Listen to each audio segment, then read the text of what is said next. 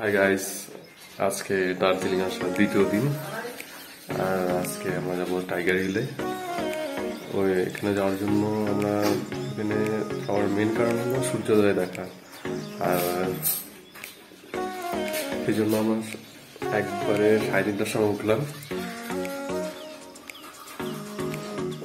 ঘুম একদম পুরোয়নি। পাশে আমার বন্ধুরা ঘুম হয়েছে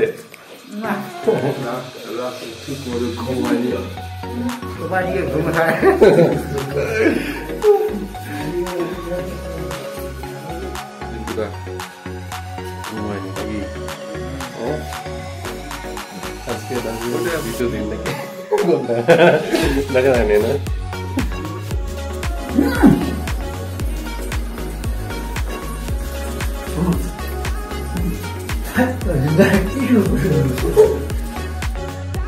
তাহলে আমরা যাচ্ছি টাইগার হিলে সূর্যোদয় দেখার উদ্দেশ্যে।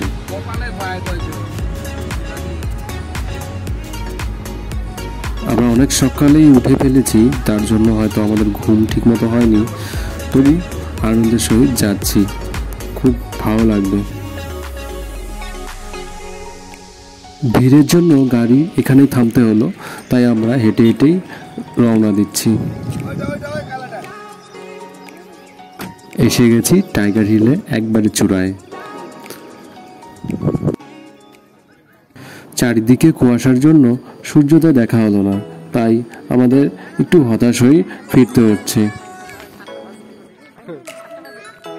তবে হতাশ হওয়ার কোনো কারণ নেই, আরও অনেক কিছু রয়েছে দেখার জন্য।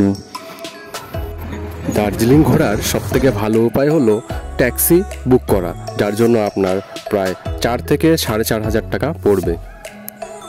সামনে বন বিভাগের কর্মীরা জনপ্রতি টাইগার হিল পারমিটের দরুন 50 টাকা করে নিচ্ছে, যার প্রায় 40% যাবে সেখানকার জনজাতির উন্নতির জন্য।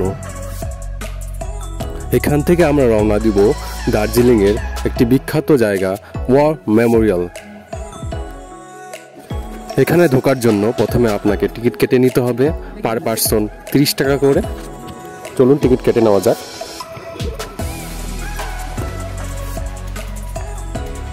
যুদ্ধ স্মারক এটি টাইগার হিল মাউন্টেনের একটি প্রাকৃতিক স্পার। এখানে রয়েছে ডিম্বাকৃতি মার্বেল প্ল্যাটফর্মের উপর একটি 30 ফিট লম্বা গোর্খা সৈনিকের ব্রোঞ্জ মূর্তি। এই জায়গাটির চারপাশটি খুব সুন্দরভাবে সাজানো হয়েছে।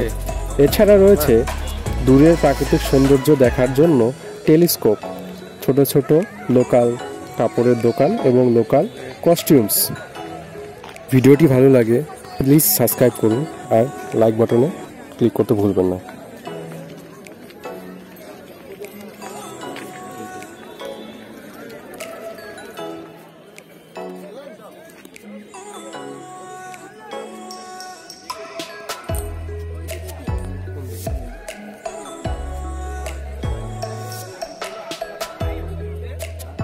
এখানে 1.5 ঘন্টা কাটালাম। আমরা যাবো আমাদের নেক্সট যে ডেস্টিনেশন আছে। Tata, bye bye.